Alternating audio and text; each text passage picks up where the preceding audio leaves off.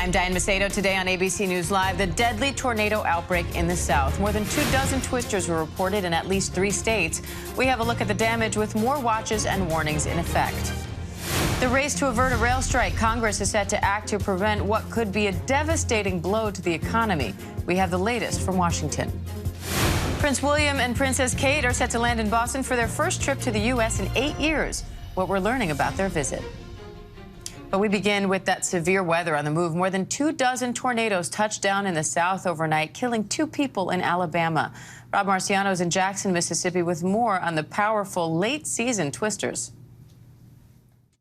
Tornadoes, torrential rain, and damaging winds taking aim across the South.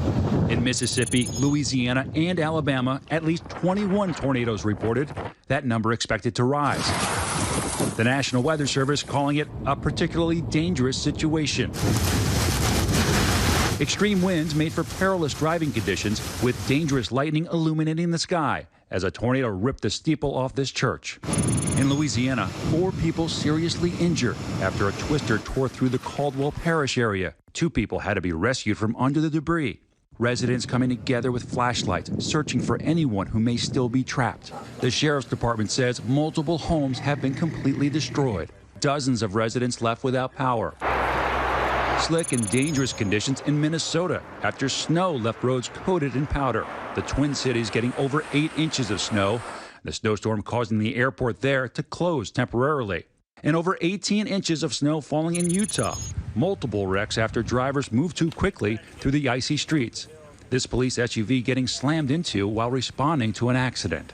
There's been a number of people that have slid off the road and maybe some that are just going too fast for conditions.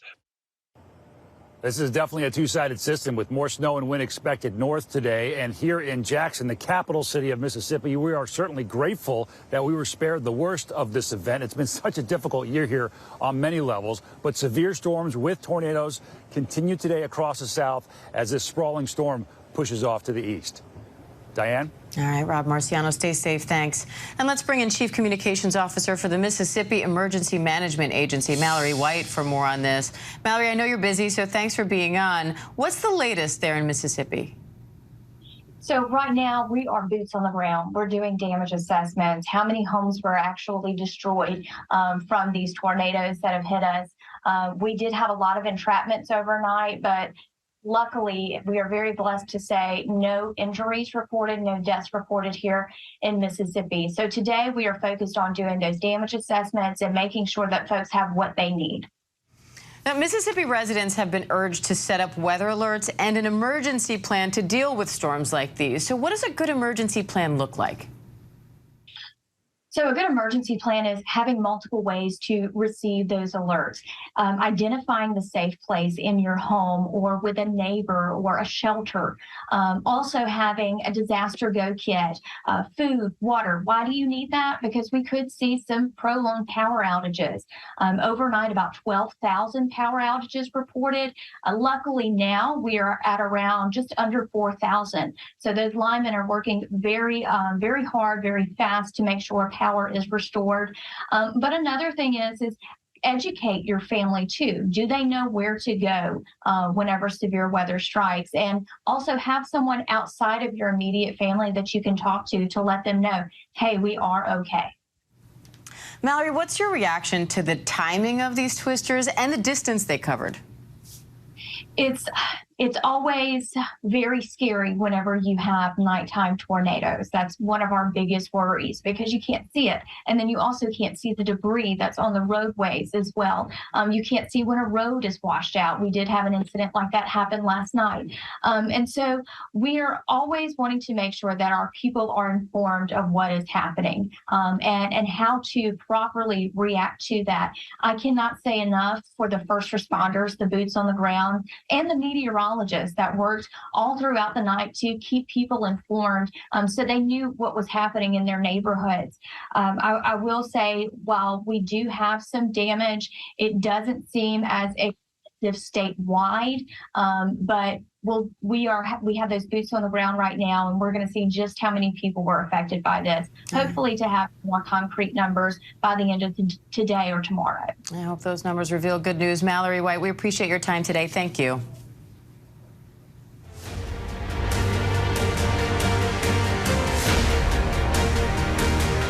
Defense attorneys are vowing to appeal after the founder of the far-right Oath Keepers militia was found guilty of seditious conspiracy. It's the first seditious conspiracy conviction since 1995. Now he and an associate could face up to 20 years in prison on that charge alone. Chief Justice correspondent Pierre Thomas has the latest. Stuart Rhodes, the leader of the Oath Keepers, Yale-trained attorney and former paratrooper, convicted of seditious conspiracy, plotting to block Congress from certifying Joe Biden's election. The jury buying the prosecutor's claim during the trial that when Rhodes made this video after the 2020 election, his plot was already underway. We have men already stationed outside D.C. as a nuclear option in case they attempt to remove the president illegally. We will step in and stop it. Rhodes now faces decades in prison, along with one of his top lieutenants, Kelly Meggs, who was also convicted of seditious conspiracy. Meggs is seen in this video part of that group of Oath Keepers marching in unison in tactical gear up the steps of the U.S. Capitol on January 6th. According to prosecutors, Rhodes and other Oath Keepers were planning for a violent attack if President Trump had given the word. Authorities showing images of this arsenal of weapons, including assault rifles, secretly stored at a Virginia hotel just outside of Washington as part of a so-called Oath Keeper Quick Reaction Force. The key evidence in the trial, a series of seized text messages. Rhodes writing on November 5th, only 2 days after the 2020 election, quote, "We aren't getting through this without a civil war." And then in December texting, "It will be a bloody and desperate fight. That can't be avoided." Diane, this is just so rare. It's been nearly 30 years since the Justice Department convinced a jury to convict someone of seditious conspiracy. And in just a few weeks, we have another major trial for seditious conspiracy involving leaders of the so-called Proud Boys, who prosecutors say sparked the violence on January 6th by first knocking down those barriers, inciting that mob. Diane? Pierre Thomas, thank you for that. And I want to bring in ABC News investigative reporter Catherine Faulders on Capitol Hill and ABC News legal contributor Brian Buckmeyer for more on this. Brian, put this in perspective for us. How serious are these crimes? Morning, Diane. These crimes are extremely serious, and not just in the nature, but also in the jail time. While some of the defendants didn't get convicted of that seditious conspiracy charge, their charges are serious nonetheless because they can also serve up to 20 years in jail. And the facts of this case also make it very serious in terms of what they were doing.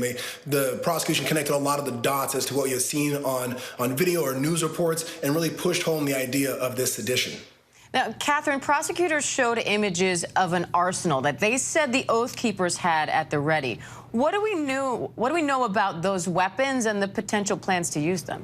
Yes, so we know that Stuart Rhodes and some of these other Oath Keepers were planning to use these weapons as part of this quick reaction force, if necessary, to keep the former president in power. Now, they saw you mentioned the images that they showed there, stockpiles of weapons, including assault rifles. Now, they did hear during the trial from one member of the Oath Keepers who testified about the weapons stockpile. They were stored in Virginia. They didn't come to the Capitol. That Oath Keeper said that they would use them if necessary, but not in an offensive situation, but just as a show of force. Serious, of course, nonetheless. Now, Brian, he potentially faces decades in prison now. What factors have to be considered in his sentencing and the potential appeal, which the defense is already saying is coming? Yeah. So when it comes to federal guidelines, they actually have a sentencing guideline. We're talking about the actual acts that occurred in the crime, any form of remorse, previous criminal history.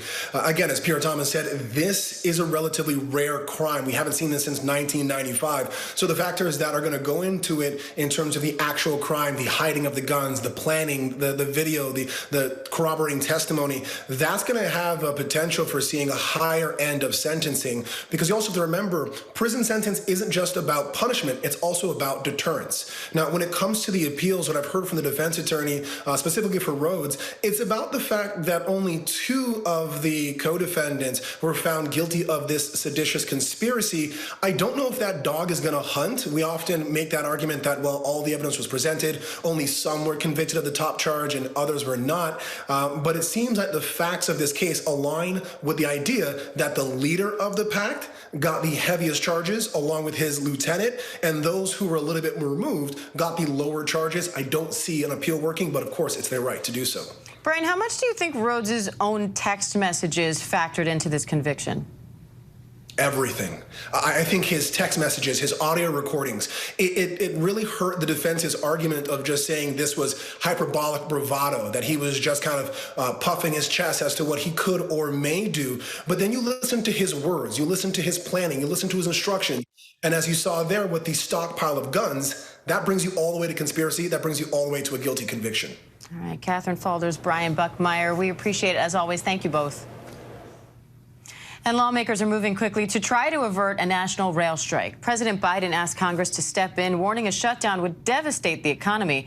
ABC News political reporter Brittany Shepard joins me live now for more on that. Brittany, Congress is expected to impose a deal that some unions rejected. So how would that work? Well, basically, with the railroad companies being unable to get to any kind of agreement with their members, President Biden stepped in and say, well, I'm going to force your hand. I'm going to do that for you, which has made, some leaders very happy, but some rank and file members very upset because they are pushing to get more days of paid leave off. They're saying that their working conditions are just unjust. But how can Congress even enforce this? Well, it's something called the Railway Labor Act. It's a little arcane, but in it, it says that union employees are kind of bound to what Congress acts. And if Congress acts and says that they have to go to work, if those union employees don't show up, they're going to be doing something called a wildcat strike. It's illegal, and it enables their bosses to threat to replace them or even just fire them. Congress and the White House hoping that that threat is enough to keep their butts in seats and to have them go to work kind of through gritted teeth. Meanwhile, a bill to codify protections for same-sex and interracial marriage passed the Senate, and now it's headed for the House. So how significant is this step, and what happens next?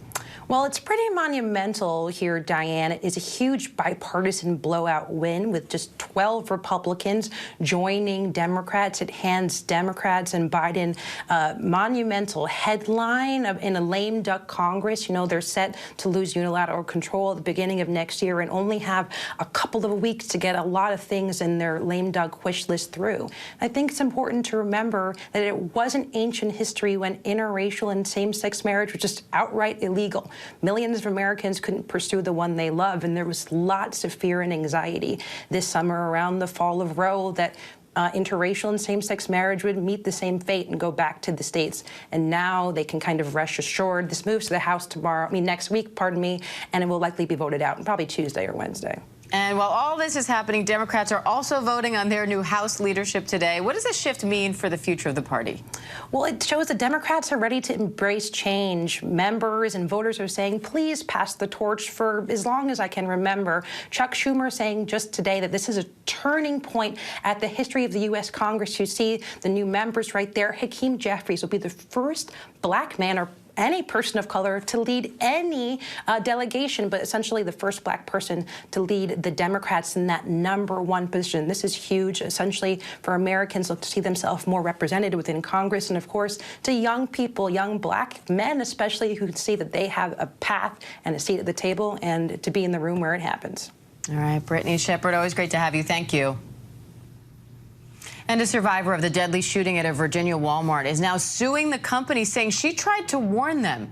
Danya Prialu says she filed a complaint against the shooter, calling him a threat to his colleagues, but says Walmart did nothing about it. Jay O'Brien is in Chesapeake, Virginia, with more. An employee who survived a deadly rampage at a Virginia Walmart is suing, saying she warned the company about the alleged shooter's behavior 2 months ago, but nothing was done. Her family speaking exclusively to ABC News. Psychologically, she's tormented right now. She's having a lot of sleepless nights, obviously. She's had several panic attacks. In the $50 million lawsuit, employee Danya Prelo accuses Walmart of negligence, claiming the company knew the alleged shooter had known propensities for violence, threats, and strange behavior, but continued to employ him. Prelo was in the break room when Andre Bing, a store manager, allegedly opened fire last week, killing 6 people. All of a sudden, I hear like these shots, like a pop, pop, pop. Prelo making a desperate call to her mom during the shooting. She's saying, he's killing everybody, and I know he's going to be after me. I'm next. According to the complaint, the suspected shooter made disturbing comments to employees leading up to the shooting. He allegedly asked Prelo if she liked guns and told store employees, including managers, that if he was ever fired, he would retaliate. In September, Prelo submitting a formal complaint to Walmart alleging inappropriate behavior. Her mother also complaining to management. They did say, go ahead, you can file a formal complaint, but it didn't go any further than that. Walmart telling ABC News, we are reviewing the complaint and will be responding as appropriate with the court. In that statement, Walmart also saying our deepest sympathies go out to our associates and everyone impacted, including those who were injured. We are focused on supporting all our associates with significant resources, including counseling. The company also offering to pay for the funeral costs for those 6 families. Diane. All right, Jay O'Brien, thank you. Coming up, the Prince and Princess of Wales are coming stateside for the first time in 8 years. What's on the agenda for William and Kate after this?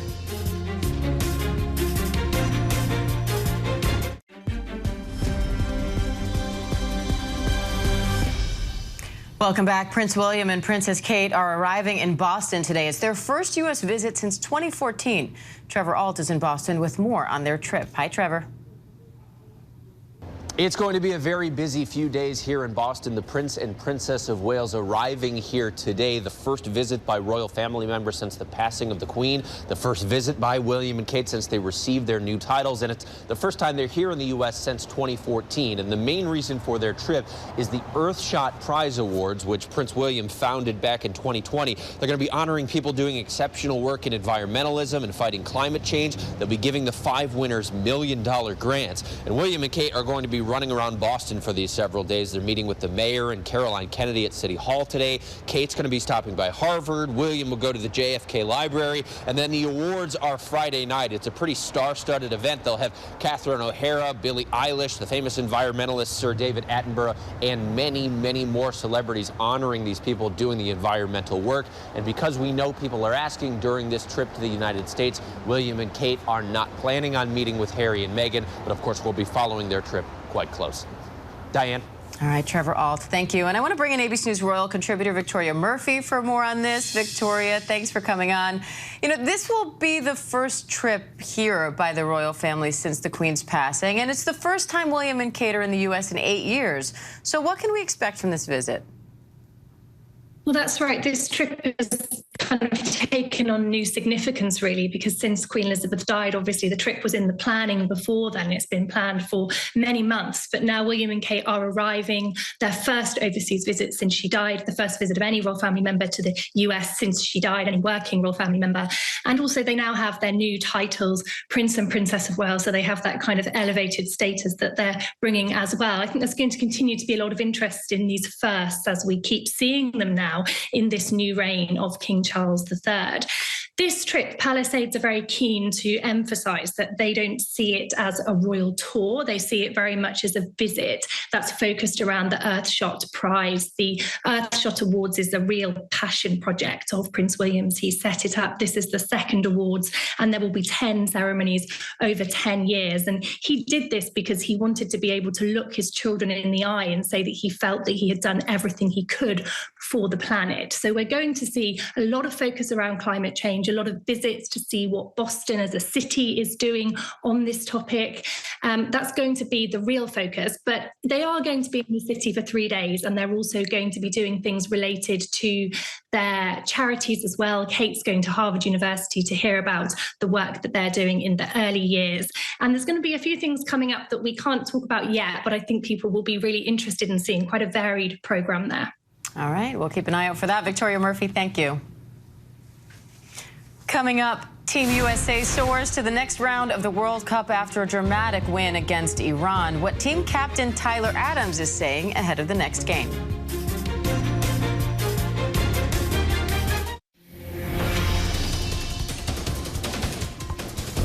Welcome back to ABC News Live. Hawaii's National Guard is on standby as new lava flows from Mauna Loa are reaching as high as 200 feet. Officials still say the lava currently poses no immediate threat to nearby communities, but they warn air quality could deteriorate for as long as the volcano is erupting. An experimental drug is offering new hope for fighting Alzheimer's disease. After a clinical trial, researchers say the drug called lecanemab slowed the rate of cognitive decline by 27% for patients in the early stages of the disease. The FDA is expected to make a decision about approval by early next year. And some baking news for you. The baguette has gained UNESCO recognition. The UN body voted to include, quote, artisanal know-how culture of baguette bread on its list of intangible cultural heritage. And the U.S. men's national soccer team is headed to the next round of the World Cup after winning a nail-biter against Iran. Star striker Christian Pulisic scored the go-ahead goal, but took a big hit in the process. Now his status is in question ahead of Saturday's game against the Netherlands. ABC's Will Reeve has the latest from Qatar. U.S. players are gassed. They had to win, and they did. And the game is over!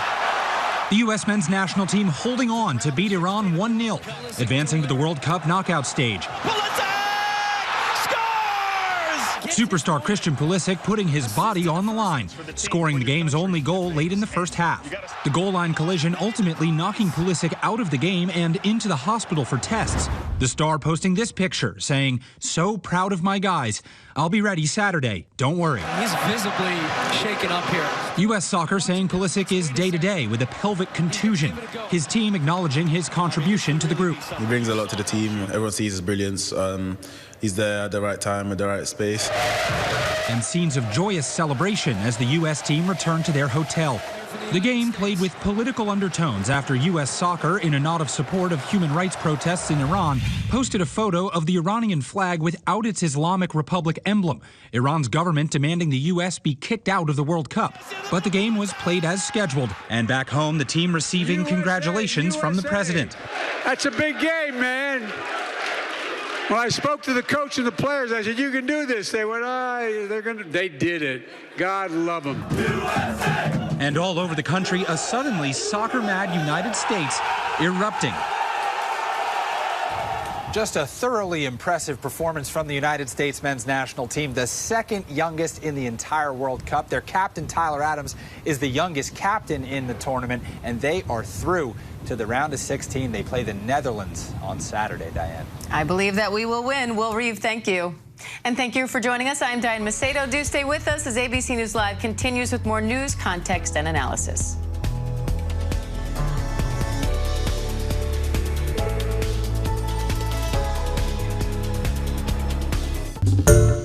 Hi, everyone. George Stephanopoulos here. Thanks for checking out the ABC News YouTube channel. If you'd like to get more videos, show highlights, and watch live event coverage, click on the right over here to subscribe to our channel. And don't forget to download the ABC News app for breaking news alerts. Thanks for watching.